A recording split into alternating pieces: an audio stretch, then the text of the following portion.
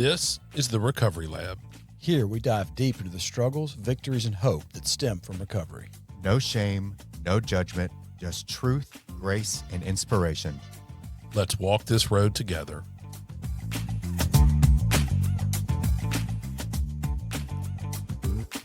Welcome back to Recovery Lab. This is episode 105. I'm David Sugg. I'm Daniel Anderson.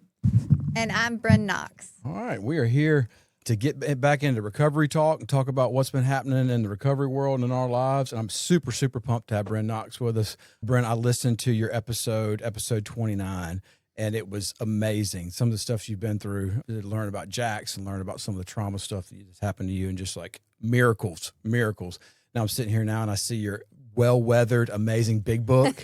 So I know you're going to bring in, I know you've got a story to tell about, like, pre-sobriety and now what sobriety's like. So thanks for joining us. Thanks a lot. And thanks for having me. It's good to be back. Yeah. Before we get started, you want to lead us in a prayer? Just Yes. God direct this? Let's do it. Dear Heavenly Father, thank you so much for bringing us here today. And just as three people in recovery, three people you've saved from that brokenness. And so I ask you, please just guide our words today and guide our hearts. And I hope that you shine through us, because you are the star here, and we're just the vessels that you've used. God, we're just some beggars telling other beggars where we found bread, and I hope that whoever needed to hear this today takes it in.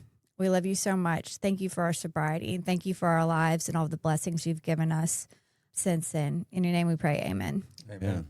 So what's been happening since last time? Let's see. I can't remember if I already had Briggs or not last time I was here. I think I did. You're pregnant.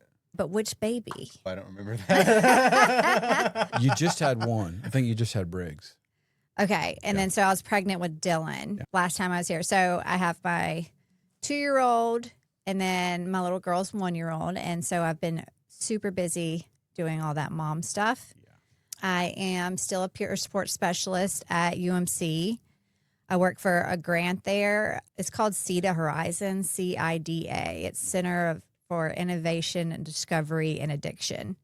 And so we have a grant there. It actually ends in September, but we've been offering like free resources for people who come into the hospital and struggle with addiction and just don't have insurance or don't have anywhere to go or anything to do. And that's definitely been rewarding. It's been frustrating. It's frustrating having like hands tied in so many like red tape situations where you just want to get people help, and for some reason you can't get them into a treatment center. Very specific things you can spend money on and can't spend money on, but you need to be spending the money so they know that you're using your money. Is that par for the course in grant world? They want to see you do certain things. Is that the grants that are setting the red tape, or is it other stuff you're having issues with? I believe it's the grants, but I don't want to speak on things that I don't know too much about. I'm just the peer support specialist in it, and I just know that I've wanted so badly to get someone into treatment. For instance, we get a lot of homeless people that come in and they need help very bad. And sometimes you can't tell if they just want a place to stay or if they want to get sober. But I don't care. I want to get them somewhere where they can get sober and they can stay there. And I can't get them there because they get released from the hospital and I have no way to get a hold of them. And it's such a hard thing to do to be able to get them door to door. Like if I send them back out, we're not going to see them again until next time they come into the hospital. It's stuff like that that's been really, really hard to just kind of sit back and watch. It'd be great if we could get someone in the hospital that's struggling, needs help, and get them straight to the help. Find a place that they fit their insurance so that everybody's happy, saying yes, come on, and finding that door of willingness at the same time with the client is really, really tough to get them into. I mean, I think that's for everybody who's doing like an interventionist type job, getting the person where they can go. Yeah. So, yeah. So most of these people, Jacksonians, Mississippians, are all from around here, ended up at UMMC. They need to be part of, to be able to be a part of the grant, they have to be Mississippians. Okay. We do have like a couple different, not departments, but things that we do within the grant where some of it's telehealth. And so we have a bunch of people on the coast and North Mississippi and stuff like that. But once this grant ends, September 30th, C is not going to have a single peer support specialist. And that's kind of crazy. Yeah. And so we've been trying to figure out who to talk to in the hospital because it's so big and there's so many, people in charge. But there have been a few doctors. There's been we do a lot of work in the psychiatric unit that are like, we need you guys because the social workers are so overwhelmed with so many things. And to have a peer support specialist there that can just talk to these patients about recovery and about addiction, like what we specialize in, that takes so much off of them. And so it's really important and it's really necessary. And I'm hoping the higher ups at UMC can see that. Yeah. And bring some peer support specialists in. Yeah. How'd you end up over there? Indeed. Do you feel like your recovery life and your work life, do they merge well together? Or do you have a hard time kind of making your recovery? A lot of times people that work in the recovery field, they don't take care of themselves a whole lot. They don't get to a whole lot of meetings because they're always talking about the steps. They're always talking about a program of action. And so they don't necessarily get to as many, sponsor meetings or AA meetings that they need to get to. Are you able to balance that, or has it been a struggle for you? Full transparency, I struggle with it. Yeah. I want to come on here and say no, I'm perfectly balanced. And Yeah. But no, I struggle with it. I am doing these things at work. And so I sort of not necessarily check that box. I think of that also, I've sort of struggled in the last couple of years with, I guess sort of doing all the things that I used to feel like that I still feel like are the requirements, but I've sort of slacked a little bit. I feel like, I feel like in the last, I definitely have gone to less AA meetings than I was doing, especially when I lived in Austin. And someone at my meeting was talking about that the other day. He has a lot of sobriety and was sharing about how people come in there. He's seen so many people come and go, and they'll complain and say, it's just not the same recovery as the recovery I'm used to back so-and-so. And as he's talking, I'm like, that is me. It's exactly me.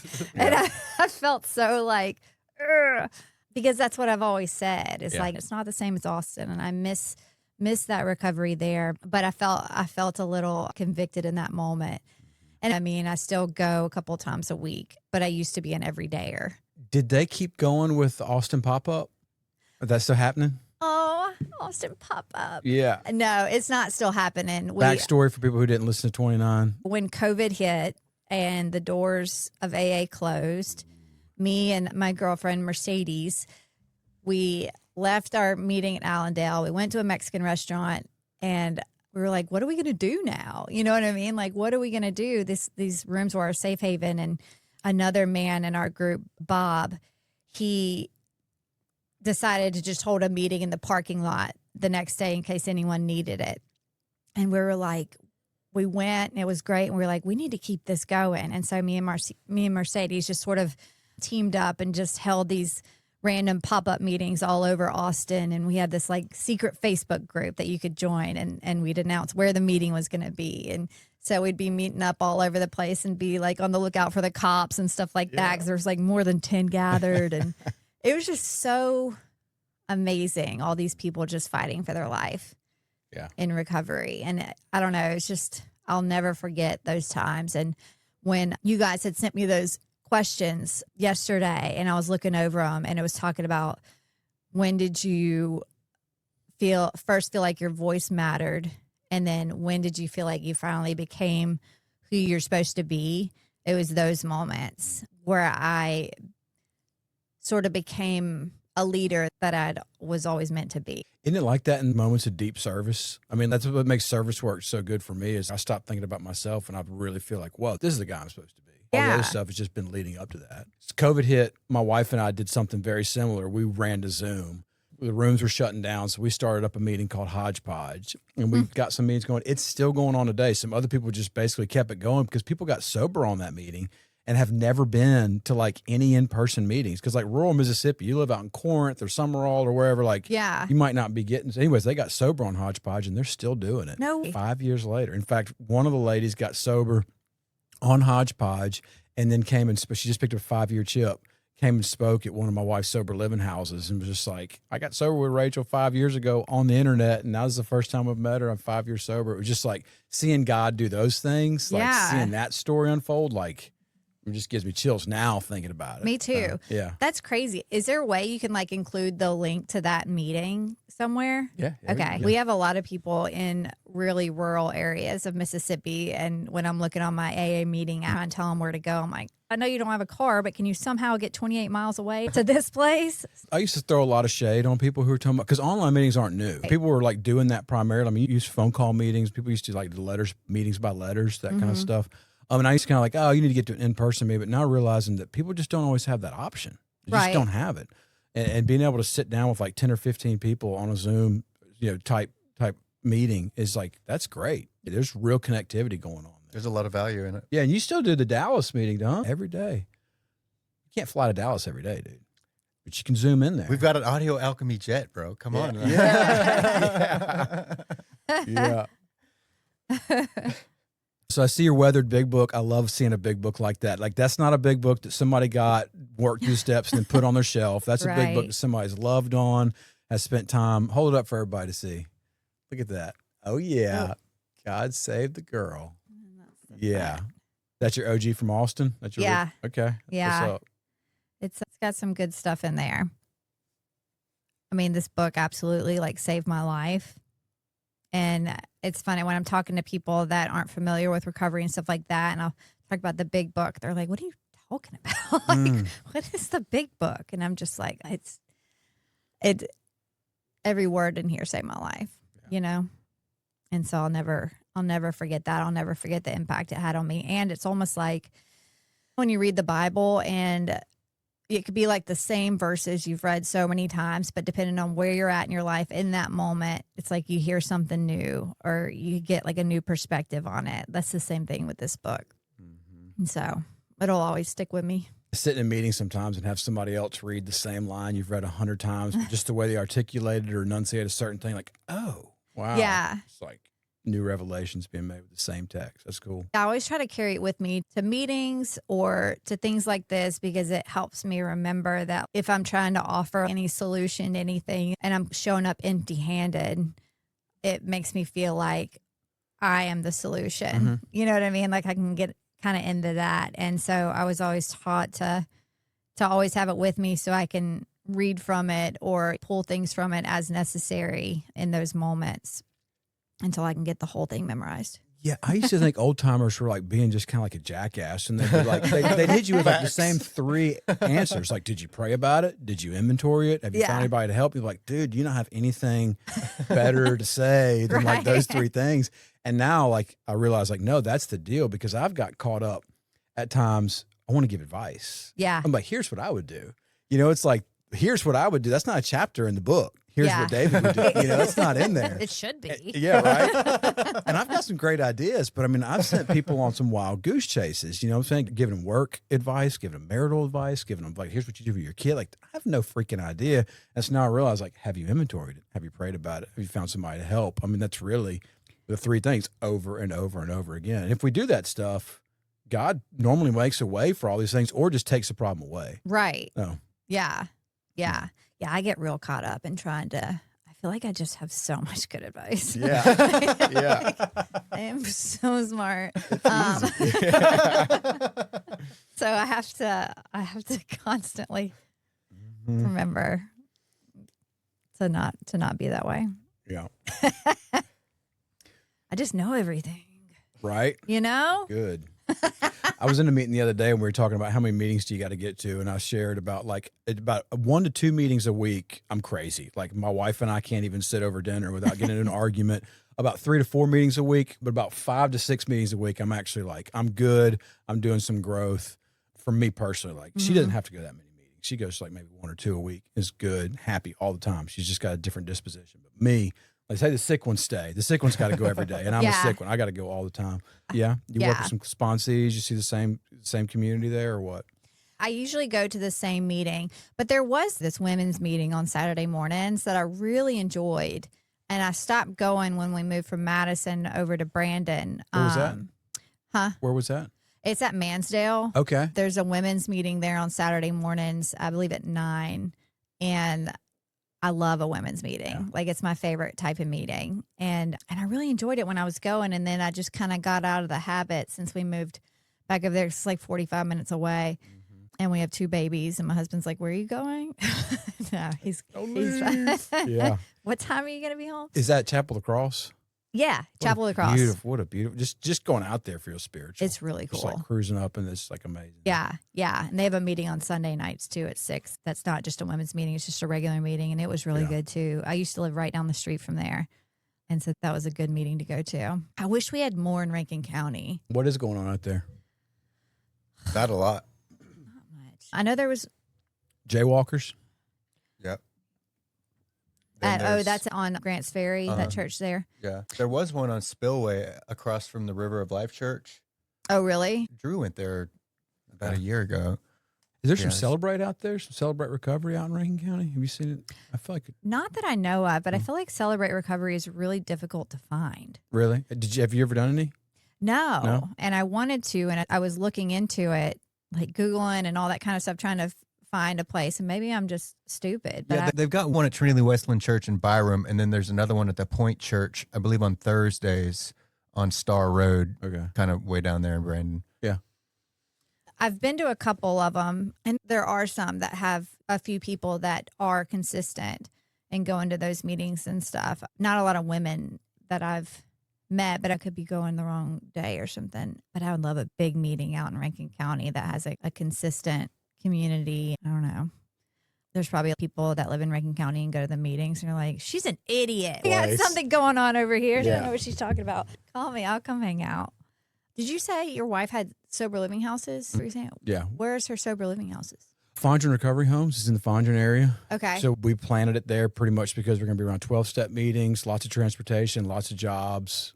So just the Fondren neighborhood is perfect for that. That really is perfect for Yeah. it. I listened to your episode with Emma. She was great. And that's exciting what she's trying to do for Yana. It's hard just because Jackson's got that inner city vibe, and it's got the infrastructure for it. It's got some of the old clubhouses and some of the old members. I mean, it's just so it's all there, but it's also just got the inner city woes. You know what I'm saying? So it's like people don't want to necessarily always go there after dark. They don't want to do a lot. They don't want to hang out.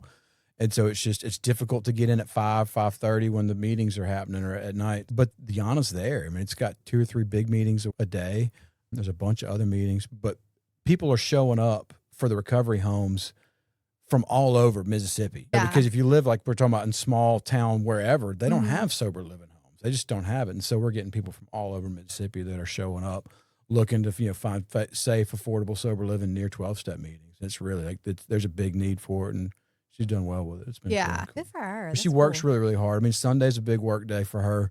She's going to go check in on all the women. I think we got maybe 35 women. But Okay. she's going to go to like 5 different houses and go spend anywhere from 30 minutes to an hour at each one. You talk about issues, seeing what's going on, doing a house meeting. Yeah. And that's her Sunday. You know, it's a lot of work. And then That throughout is a the lot of week, work. the phone's always dinging and ringing, people coming in, leaving, going out. So it's good, but we're still trying to figure it out. Yeah. Full-time job. It is. We've got a bunch of people that work with us. I A was lot of going to work. ask if she has a good bit of help. So we have running those we have a things. lady, Tanya Stevens, who's actually, she was a peer support specialist years ago. She worked in the counseling field, did some stuff, and then got out of it for about 10 years. And now she's working with us and handles the women.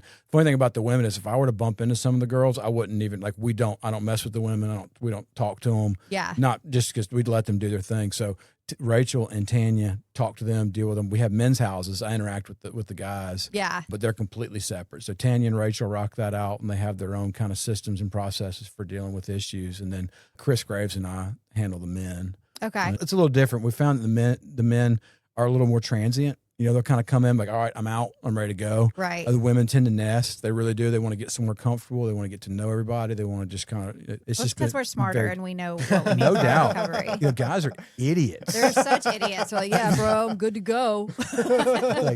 Sit down. I wish you were lying. Yeah. But it's cool to be able to mix work and what we love. I mean, recovery for me is just like, it really is the biggest part of my life. yeah. I mean, like coming out of the penitentiary and then just and having absolutely nothing, Mm-hmm. and be able to go to some meetings, meet some people, and have everything just unfold into like not just an okay life, but a full, like a robust, like, wow, this is amazing. Yeah. Yeah. Yeah. When y'all were sending, like, y'all sent me these questions that y'all send to your guests, like just trying to get some know some things about them. And one of them was talking about like, what outside of work are you passionate about? And I'm just sitting there on my couch. I'm like, what do I love? I'm like trying to figure it out. Like, I really like reading. As the baby's crying and you're trying to handle it, like get dinner ready. No, I was like, you know, there are things that I enjoy a lot, but nothing like recovery and just that whole world of it. It's like when I got sober and when I started working in treatment, I mean, I've never gotten that feeling from anything else I've done before. And it like all finally made sense. And so I think that's why when I moved here abruptly and left the treatment world, like the residential treatment and stuff like that, I was just like, what do I do now? You know what I mean? And I think I'm still kind of in, like, I want to go back to working in treatment so bad. I loved it. I loved the residential aspect of it. I loved just being there to, like I was telling you guys, how I wanted to leave pretty much 5 out of 7 days a week, you know, if like I just wanted to give up. And if it wasn't for just the RCAs that work there, that are with us from our day-to-day activities, if it wasn't for them and the women around me, like I wouldn't have made it. And so just to be that for someone else, like, is just, that's all I want to do, you know? I don't know. I just loved it. I've seen the recovery community, the recovery kind of vocational side of life just really blossom. And I'm not sure if it's just because my attention's been brought to it more. But like, I mean, I feel like everybody I bump into is work either in business to business development or their peer support or their work. Like Define and Wellness moved into town, I don't know, 4 years and just started hiring everybody. Like, I mean, I just like going to AA meetings, people wearing Define and Wellness shirts. Like, what do you do there? Like, you got CAs, you got people working in the grounds. I mean, I've had so many friends working there. Yeah. You say when you want to work in the recovery world, what is it specifically you'd like to do, or what do you want to get into? I mean, honestly, I really wanted to be a counselor. Okay. And one of your other questions is talking about like, do you have a feel of failure or whatever? And I totally failed at that. I registered and I started my class, and literally like 8 days later, I was like, I can't do this. Like, I can't do it. It was like I had this huge long paper due in this specific format and all these things, and I haven't been in school in 20 years and just had a baby and I'm hormonal, and I was just like, I want to die. Like, I want to not exist right now, because that's how hard this is for me. And that was really humbling in that moment of having to withdraw, because before I was like, I'm gonna be a counselor and this is what I'm meant to do, and I really had a hard time with those classes, and I felt so stupid, you know, that I couldn't do it. And maybe it was just the timing or something, but I failed at that. And so, yeah, so I wanted to be a counselor, but really, honestly, it's just the getting to hang out, like getting to talk to the residents there and like provide that hope and get them to like, get up, get dressed, let's do this day. You know what I mean? Like, I like that sort of nurturing aspect of it, with a little also just sort of kick them in the ass and get them going, you know? Yeah. The tough love mama. Yeah. I feel like most people that think they want to get in the treatment world, they immediately go there, counselor. Beyond like, I mean, my 8th grade education, I went to like a semester and a half of junior college and was like, I can't do this. This is insane. I was working all the time, cutting grass, working in a restaurant, trying to say it was just overwhelmed. It wasn't going to happen. School's never been a strong point. But like for me to think about like, okay, I want to work in the recovery world. I'm going to go back and get like A, undergrad, and then B, like finish up, get some count. Like, that's just not going to happen. Fast forward, I don't really want to do that. I like to work with my hand. I like to work on houses. That's kind of my thing. I like to find deals, and then I can turn them over to my wife, and we're getting to do recovery house stuff. I get to work with some of the guys when guys are looking for work. I get to carry into meetings. I get to talk to them. I get to use my experience as an alcoholic to really help them out, but I'm not in there. I'm like, so tell me about the shadow. You know, I mean, like, that's not me. That's not what I want to do. And so it's been really cool that I was able to kind of postpone instead of just like following the same old, here's what everybody's doing, here's what I ought to do. Because honestly, I think I'd be miserable in that spot, like working for the man. Yeah. Like back in a hospital or something, like, because I meet a lot of those guys that just bail. Right. They just leave. So I'm not saying I super appreciate everybody who has committed to that work because it's definitely needed, but it was not for me. And I'm glad I didn't like beat myself up for like, I've got to do this because I would not have. That's not me. That's so good to hear that. I mean, like that someone else had those thoughts too. It was a very like humbling experience. You know what I mean? And it's so true that like all these different roles are so important. You know what I mean? It's not just the counselor role. And I do think I would enjoy it. And I love, like, when I was living in Austin, it was a different thing you could do. Is called a licensed chemical dependency counselor, an LCDC. And I got that. I went to the classes and took the courses and all that kind of stuff. And I completed that. And I was very proud of myself. So I was on my way to doing this counselor role. And then you move to Mississippi and it's like, we don't have that here. What? Like, I just got this whole thing. And so counseling's tricky because it's so different from state to state. And so hopefully that field gets a little bigger and a little more unified, you know, to where you can do it there and do it here. And it's not these completely different, turn your life upside down and pay $50,000 to go to this school because you didn't have that. I think when I withdrew and my husband was like, oh, so we're not going to have to pay all that tuition over the next couple of years. Perfect. This was a good decision. You know, like he was very supportive. Yeah. So tell me, you said the recovery here is different than in Austin. And I obviously get Austin. I lived out in Marble Falls, Texas for like 4 years. Yeah. So we'd bounce into Austin on the weekends, hang out 6th Street, listen to music, do stuff.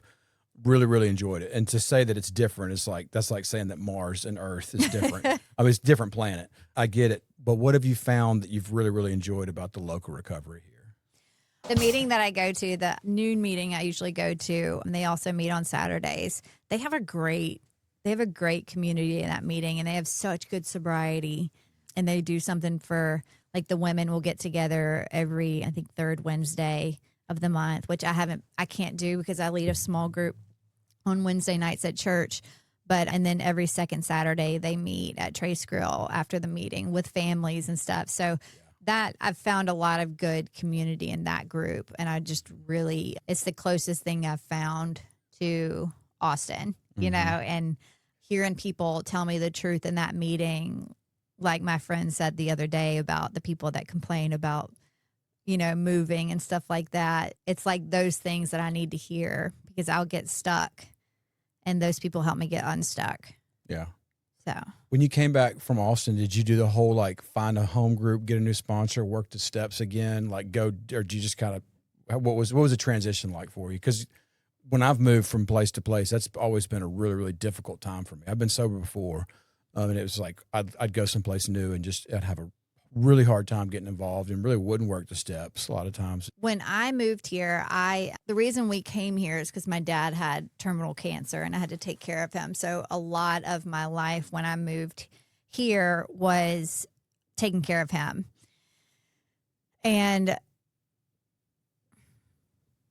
But that was the majority of my life. But I did get excited about trying to find some places here and some meetings here and a home group. I did find a sponsor. I've had a few sponsors. Were you leaning on your Austin group? That had to be some tough stuff. You're dealing with pain medication. You're dealing with grief. So you're talking to your Austin group during that time? Yeah. I was still sort of with them. You know what I mean? So I had them and so I've had a couple sponsors, a couple temporary sponsors, because my sponsor that I had in Austin I was very, very close to, and she was just the absolute perfect person for me. Like she officiated our wedding, like me and my husband. And that's how close I was to her. Leaving her was one of the most difficult things that I've ever had to do. And so I've had a hard time not comparing new sponsorship to my old sponsorship. And it's still a struggle for me. My faith is a really big deal in my life. I've been really active in my church. I go to Pine Lake Reservoir campus, and I've been really active there and in some Bible studies and small groups. And I just have like a really good group of women around me that I can lean on. And so that if I didn't have that, I probably wouldn't be in a good place. My meetings I haven't been going as much as I would. And I almost, like, when y'all asked me to come on here, I was like, I don't know if I'm even qualified because I'm not going to my Monday through Friday and all that kind of stuff. But I think that might just be recovery, and there's like highs and lows to it. And I'm just sort of in one of those where I'm a couple of meetings a week, but my faith and my involvement in my church is huge to me. And that really plays a part in like all of it. Because when I think about it, like it really is like God at the center of my recovery. You know what I mean? And like when I go into that church on Sunday mornings to like worship this God who just completely like, it like blows my mind. Like I'll just be like sitting in there and a song will be playing and I'm just like, I can't believe I'm here, like on this earth, like on this planet. And I can't believe like I have a husband who's next to me that like loves me. And I have these like wonderful kids in the nursery. Like, and I just think about like how broken I was. And it's just incredible. Like the healing that has happened. Like I feel so much like freedom from drugs and alcohol. I just feel like so much like freedom from this thing that was like killing me. And it was just like the heaviest like chains. And I really couldn't imagine this life without this just overwhelming depression. You know what I mean? And I just don't feel those things anymore. Like he really healed me and he really saved me. And I mean, I am an addict and an alcoholic and I always will be, you know? So like that's always stuck with me. But just that waking up every day is just so much different, you know? And like, there's this guy, Tim, that worked at the treatment center that I went through, and he just got his 10 years. And he was talking about how he thought that when he got sober, it was going to be this monotonous grind of, you know, just having to like resist while everyone else around you gets to have fun. And that's what I thought too. And I was like, I don't want anything to do with that. We get to live these full lives today that's full of also like some depression, some anxiety, some this, some that, but it's also full of joy and happiness and gratitude. Just getting to be present and getting to be a part of this world, and breathing doesn't feel so hard anymore. Do you battle with any depression in sobriety? Yeah, I still do. And that's one of those things where learning about my feelings and all that kind of stuff and how unimportant kind of they ultimately are, because they just pass and then we get new ones and we get paid. Like I'm not stuck in that like I used to be. And so it's really about taking action to get out of that depression instead of waiting for the depression to go away before I can take any action. You know what I mean? What kind of actions? Getting up, taking a shower. Moving. Yeah. Imagine that. Put the crackers down. Like and the true fruits. Have y'all had those true fruits? You know what I'm talking about? They're like these chocolate covered dried strawberries, like freeze dried strawberries. Oh my God. Sounds incredible. They're so good. Yeah. Sorry, that just came up. I thought about laying in bed eating things. Yeah. But yeah, it's so much more manageable. And that's another, you know, credit given to the place that I went, because it truly like fundamentally changed who I was as a person. Mm-hmm. Like I could have gotten sober, you know, somewhere and stopped drinking and like quit those things without learning all these other things. And I would be a pretty like terrible person to be around, because I was a terrible person to be around. I was just like sucking all of the like everything out of every room I was in. It was exhausting to be around me. You know what I mean? And it just, so learning all of these things about my behaviors and what serves me and what doesn't serve me, and the importance of other people has just, it's wild, like how I can react to situations now versus before. Was most of that work done with like one-on-one therapies, with sponsors, or just kind of like going to meetings and doing this in a lot of different areas? We had these program directors, and we had this thing called Circle that we had to go to every single day. And it was basically us as a community kind of calling each other out, you know, of like, you know, when you did this last night at dinner or something like this. And then the program directors are around, so you're like, oh God, they're going to find out about that. And then they kind of call you out and talk to you about it in front of all these people. What was that about? Yeah. Brynn. Yeah, right? You know? Right. Yeah. Yeah. Selfishness and self-centeredness. That is your Yeah. problem. Yeah. No, that just like super high accountability. You know, I couldn't get away with anything and I couldn't manipulate anybody. And they were talking to my parents. I couldn't manipulate them, you know, and like just I was sort of out of tricks. You know what I mean? And so that mixed with one-on-one therapy with my therapist, Kelsey, she was incredible. And then just being a part of a community where I had a responsibility to others around me was just incredible. And I think going to sober living right after that saved my life. Okay. How long were you in sober living for? A year. Okay. In Yeah. Austin. Yeah. That's where y'all started up the Austin pop-up. Yeah. What was that house like? I'm sure they're everywhere in Austin. I mean, like They the are recovery everywhere. community is huge. The AA community is huge. The sober living community is It's just, huge. Yeah. And it was great in the sense that like when I got out of treatment, it was like a culture shock to me because I was there for 5 months in treatment. And to all of a sudden leave that environment where it was pretty safe, you know, and like you have to do this every morning, you have to do your evening review every night or you'll get in trouble. Like a lot of structure to go into this house where there's some structure, but you're not getting like the gold stars you got in treatment and like not getting recognized for all the little things you do. Like I could pass the salt to Joni and nobody would notice. You know what I mean? And and for someone who loves validation, especially from like authority figures, that was difficult for me. And so being in this environment and I had like a sober coach talking to her about it and her just sort of saying like, okay, this is normal. And like, it's normal to feel this way, but what are you going to do about them? Like, just stick with it. And like going through all of that in that sober living environment was so crucial to me staying sober. Like it was so important.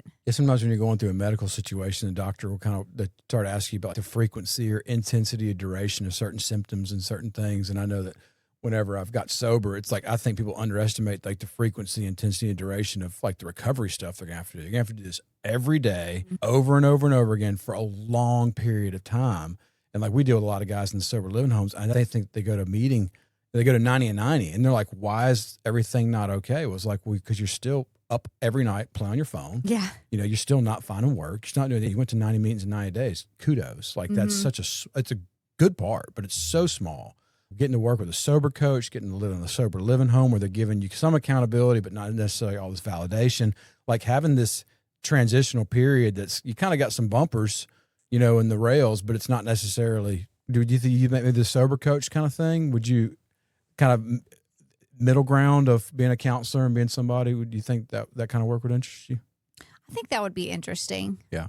I think my top interest would definitely be like working with them when they're still in residential, but being a sober coach of some sort, that I would enjoy that. Just working with women in recovery. I just enjoy that so much. I don't know. Yeah, we're not seeing that yet here. There's some people doing the sober coach stuff, but it's not nearly as talked about. It's not really a thing. Yeah. Yeah. Out there in Florida and Texas, people that I have coming from those two markets talk about it a lot. Yeah. I hadn't seen it yet here. Yeah. We'll get there. It'll happen. It's going to happen. That's the way. Well, especially 2030, baby. With with like MAT, you know, medically assisted treatment. I mean, that was a thing, and you didn't mention that in your story. How did you stay away from that? That I was just taught in treatment. It's not the way. Mm-hmm. You know, I was. Because you're an IV user. Yeah, it was just a no tolerance for any of that. And that was just kind of drilled into me. And that's something that I've had to, because that's part of the grant that I work for. We do have a section of it that does specifically that. And so it's something that I've had to not necessarily become open-minded about, but more tolerant of, if that makes any sense. It wouldn't have worked for me. But it's just one of those things where I'm so glad that whenever I got sober, it just wasn't a thing. Because I was such a junkie, such an addict. Like I would have found any reason to not be stone cold sober. I mean, give me anything. I don't care what it is. Put me on anything. And that just wasn't an option whenever I came out and whenever I really started getting into recovery. And I'm so grateful for that, because what I have is psychic change, spiritual awakening, recovery. Yeah. I don't have this like on the fence, like I've got a detox from the detox. I don't have that thing going on. Yeah. And I'm so grateful, but it's really, really difficult because now, half the people coming out of treatment that we're working with are on some kind of MAT. Yeah. And it's like, and I really don't know how to always relate. I just don't, because it's not my story. It's not my version. I want to be considerate and I want to be helpful. And I understand that there is data backing up that it's saving lives. I get it that we'd rather have people on some kind of MAT than like falling over dead with what we're dealing with. But it's still just like, I just feel like they're settling for like a holiday in the ditch when I'm like, we're out here on the beach. Like, no, come over here. Exactly. Like, just come over here, do this stuff. All the money is getting pushed into that. A lot of money. That's frustrating. We're trying to figure out as we go, keep the main thing, but it's difficult. Yeah. I'll work with some people sometimes and like as a sponsor, and I'm just like, are you there? Like, what's up? The reality is, no, they're not. Because as long as I've got a chemical solution to a spiritual problem, I'm still kind of, kudos to you if you're able to get it. But also, if that is the lifeline they're hanging on to, I'd rather somebody be dealing with that than underground. I agree. Yeah. I agree. I think that, some of the people that I know we have, like, there's so much fentanyl out there these days that really, it could so very easily be the last second of your life. It could be the last choice you ever make. So it's, it's just so tricky, man, but I agree with everything you just said. Yeah. But for me personally, it was not a And that was thing. pretty much the treatment center you went through was just like, we're not doing that. Right. Yeah. Which I'm super grateful for. Absolutely. Because I would have just got sucked into that. Anything. Yeah. I used to hide was it hydroxyzine? Just a little 10 milligram. I used to hide it in my mouth and pull it out, and like I would like stockpile them in the coat of my robe in my room for.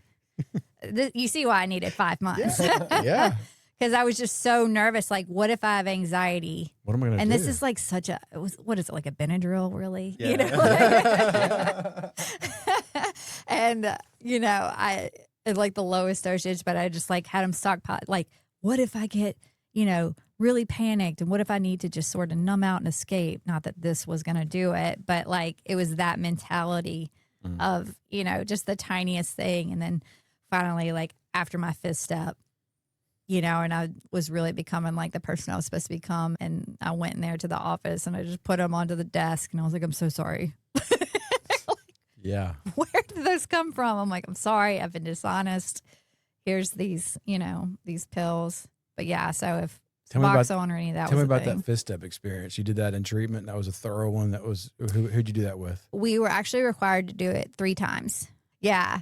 And one of them would be with like an outside person that they approve of and brought in that could potentially be a sponsor for us. And 2 of them would be with community members. My husband had he had a different experience than I did. We weren't in treatment together, but we went to the same place. He had an experience in such that like literally like the next morning at breakfast, everyone could see this huge change in him. Like he used to be a person that just was just shaking all the time and just anxious, and all that. And he was just calm, and like he talks about it in this way that's like very like white light experience, and mine was more of it wasn't like that for me. Mm-hmm. It was good to like get all that out. It was good to get all that out. Yeah. The biggest 5th step experience that I had in treatment actually wasn't my 5th step. It was me getting rejected to listen to a 5th step. There was a girl I was in treatment with, and it was time for her 5th step, and they would like write down who you're matched with or whatever. And she got matched with me, and she panicked and went to her program director and was like, I don't want to tell it to this girl, because at the time I was still self-harming, and also I had like a touch of bulimia in treatment because someone else had it, and I was like, well, she's skinny, like I'll try this. Yeah. Stupid. So anyways, I was a bit of a hot mess, and when I saw how much she didn't want me to be that person to hear all these deepest, darkest things about her, I didn't feel any anger towards her. I felt this overwhelming sense of like, do you want to be this person? You know what I mean? Like, do you want to be the person that someone can't tell their stuff to because you're such a mess? Like, it's time. And like that day was the last time I self-harmed. I didn't do it right after that, but like that was the day. Like I was like, I'm done with that. I'm done with all these unhealthy behaviors, because how am I going to help anybody if I'm still, it was like hot mess was like my identity. And I'd left that identity behind that day, or so I think. And that we're still friends to this day. Oh, wow. Me and the girl, and she changed my life in that moment. That's cool. Yeah. Yeah, it's crazy how we talk about Bill Wilson's The Bright Light Experience. And I didn't have that experience in that situation, but I've had some experiences like you're describing where it's just like, oh my gosh, I just see the true for the false and whatever. Yeah. I had my first car, like a $800 Mitsubishi Eclipse 2-door. It was parked behind Yana, and somebody broke into it when we were in a meeting one day and took all the quarters out of it and everything of value. And I came in, I was livid. I was so mad. And I was like looking out in the parking lot. I was sitting there in the ghillie suit, just like, I'm going to sit here. And I ended up calling my sponsor, and the first word of his mouth was like, sounds like something you used to do. And it was just like, Sponsors are so annoying. I mean, one sentence. It was like, sounds like, what would you want somebody to do? It was just like, man, I sat down right there and prayed for the kid, the guy who took it, and hope he had everything he needed to get through the night, and understood that he probably not the life he wanted to live, that kind of thing. But it was just like, wow, forgive. Instead, like, I wanted to be justified in this. Like, let's go get our quarters back. Like, how am I going to get a gallon of gas? Justice. Yeah. When I'm wrong, I want forgiveness. But when I'm wronged, I want justice, man. But that was a big one for me. I still remember that. Like when something happens to me, it's like, man, you know how many cars I've dinged? Like I was walking out in the parking lot the other day and somebody dinged my car, and it was like, oh, and I'm mad. I don't want my car dinged, but at the same time, it was like, I mean, I play bumper cars in New Orleans. You know what I mean? Like, it was horrible. So it's funny how quick to anger we can get. It's still in recovery. Like on my way here, literally. So I'm driving down Old Canton Road, and there's this couple running, which is annoying. And I think both had 6-packs. I'm like, can you not in public? But anyways, and they're like halfway in the road, and there's no sidewalk. This isn't a running area. And I was just so annoyed. I'm like, how dare you? You know what I mean? Like, take your athleticism somewhere else. I've got this. This is Old Canton Road. Yeah. Places to be. It's Sunday. I know it's gorgeous out, but gosh, everybody needs to share the road. Right? Yeah. Go run in your neighborhood. Probably really nice. All the skinny rich people live. Yep. Getting those experiences and getting like, okay, that's why I'm in the 12-step world, because otherwise I'm all on my own. I learn the stuff from soaps or whatever, the nightly news, and I don't learn anything from that stuff. But like going to meetings and people tell me, hey, look out for these kind of things. This is what's going to be happening. And then have it happen like, wow, my attitude's changing, my outlook's changing. Like I just changed a little bit. Yeah. That's what it's all about.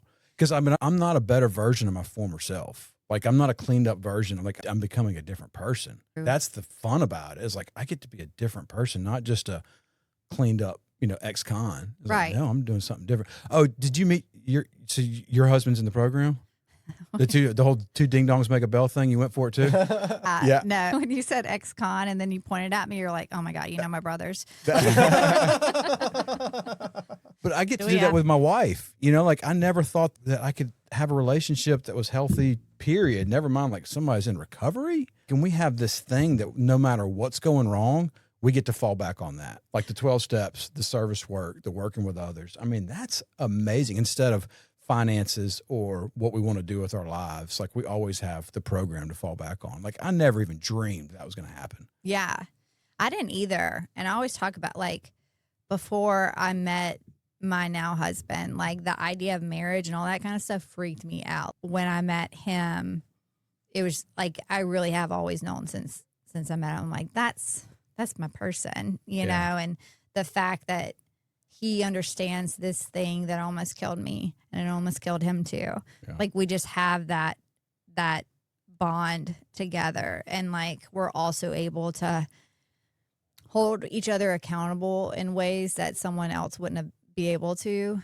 And then we're also, but that's like a balance, you know what I mean? Like I can't control his recovery and he can't control mine. But when he is being mean, I do get to say like, sounds like you need a meeting. Yeah. I love having that connection with them. And I can't imagine like doing this life thing with anybody else. Mm-hmm. So. Yeah, what's the opposite of addiction is not abstinence. The opposite of addiction is connection. Yeah. And like to get to have that.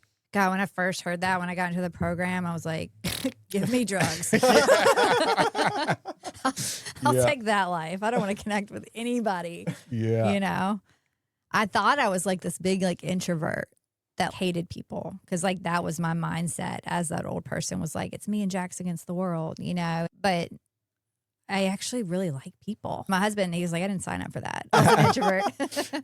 But no, I do. Like, I enjoy talking to people. And Briggs has a birthday party to go to today, and I'm not dreading it. I mean, like, the old me would have dreaded because I would have walked in there thinking that nobody likes me and I don't fit in here and all that kind of stuff. But I don't have that fear anymore. I can walk into this place and not know anybody, and I may not belong there. I don't know. But I don't feel like I'm good and I can talk to anybody. It's not scary. And I might make friends and I might not. And like, it's just an experience. It's just an experience. And before it would be something I would just like, get me out of here. I used to like literally hide in the bathroom at Pump It Up. Have you ever been to Pump It Up? Yeah. Yeah. But the problem is when we hide in the bathroom, we're normally in there doing something. We're either taking some drugs or some alcohol. Yeah. And like, when we come back out, I just turn into an ass. Yeah. Like I do whatever behavior I've been practicing just gets amplified. And it's like I become more withdrawn or more out of touch with, I've had so many of those situations blow up. I think I'm doing the right thing, but just like, ugh. It's funny you say that. Like I think about the last time I was in the bathroom at Pump It Up and I was sober, like, cause I had gone to treatment in 2015 and stayed sober for 2.5 years. And so I was totally sober, but it was like I was saying about this place that I went in Austin. It taught me so many things. Like those were the things I hadn't learned my first time in treatment. You know what I mean? There was a lot of like self-knowledge I learned in treatment. I learned about the big book, but I didn't learn about these behavior changes and these like old ideals that needed needed a facelift. So it was like, that's a big difference. Like I was a sober person in 2016 hiding in bathrooms because I didn't want to talk to people. And I'm a sober person today in 2025 that's going to a birthday party and is not scared of that experience. You know what I mean? So it really does. You can go to treatment in different places and it could be a 12-step based treatment center, but you can have completely different experiences. Mm-hmm. Are you plugged in with any treatment centers around here? Seen any work that gets you excited? I heard that Defining Wellness has new like leadership. Yeah. And the guy who runs that now is like a really legit guy. My friend Ruth Ann told me about him and she really likes him, and anyone she likes, I like, which is the only reason I put up with Daniel. Well, didn't Ruth Ann work for a treatment center where everybody gets a lab? Dude, Ruth Ann is, Where's our lab? Like, yeah, exactly. That's what I need. Yeah. She's awesome. She's incredible. And then Bridge to Recovery. I really like what they do and what they stand for, the work that they do. Yeah. And so they're top notch in my opinion. I really like them. I just see a lot of treatment centers. I'm not going to just stay here for 30 days, get on this medication, sit tight. We're going to turn you loose. And if we can't find anywhere for you to go, then we're going to take you to a bus station kind of. And I see a lot of that stuff over and over and over again. So frustrating. It really is it frustrating. Makes like my what blood is that? boil. Yeah. Like it feels like an injustice to even recommend that to anybody. And it drives me nuts. I wish more people would get it and get what it takes. Like, do you really care if these people go get sober? Like, do you really want these people to have a recovered life? Like, why are you giving them this like minimum of nothing and just saying good luck? Yeah. Like, you don't care. Do more. Like, do better. Yeah. It's such a big business. And so I think there's a lot of good players that really do care, and there's a lot of nefarious players that are crunching numbers. I do too. And that's why it's important for us to know the good ones. Yeah. And support those good ones and send people to those good ones. You know, I like to know these things so that I don't, accidentally send someone somewhere and say like, give this a shot. And then they get there and it's like, this is what you wanted me to give a shot. You know what I mean? Yeah. So Jack's 16. Yes. Well, he'll be 16 in May. Okay. You've got a birthday party to go to today. Yeah. Dylan finally figured out how to crawl like a couple weeks ago. Now she's all over the place. She's got so many fat rolls. Yeah. Like it's the best. Like awesome. I'm so obsessed with her. Yeah. It's so good. Yeah. Recovery is good. It's amazing to get to have a full life and people around us that love us. And I've got a lab. I love my lab. Didn't get it from Ruth Ann, but just to be because life before was literally just shame and locked up and sleeping on pizza boxes and trying to find dirty, clean rigs. I mean, just horrible stuff. I know it was a long, long time ago, but still I can remember that. And it was comparing what it was like almost 20 years ago to what it's like today is just not even the same movie. It's not even the same book. It's completely different. The past 2 days have been so beautiful. If you're not grateful for the weather, you're just being a jackass. Like it is like zero humidity, sunshiny. I'm sober. Perfect. I'm not hiding from the cops. I'm not worried about that. I pay my car insurance. There's my tag updated. I mean, everything's good. Like life is really, really good. Yeah. But just don't run on Old Canton. Okay. I was actually biking earlier on Lakeland. So, yeah. Get out of here with that. Yeah. Your rich neighborhood. I live in West Fondren. It's certainly not the rich neighborhood. Thank you so much for coming on today. I really, really appreciate your listening to episode 29. We're looking forward to hearing what you had to share with us today. I hope that the treatment world stuff, if there's an opportunity or if we're redoing this grant or finding someplace else, hey, if y'all are in the treatment world looking for somebody like Brynn that can use her expertise, please reach out to us. Find her on Facebook. Hit us up, direct message us. I paid him to say that. Yeah. Worth every penny. I appreciate that. All right, guys. Thank you so much for coming. You're incredible. Ladies and gentlemen, please like and share, and we will see you next week. Thanks, guys.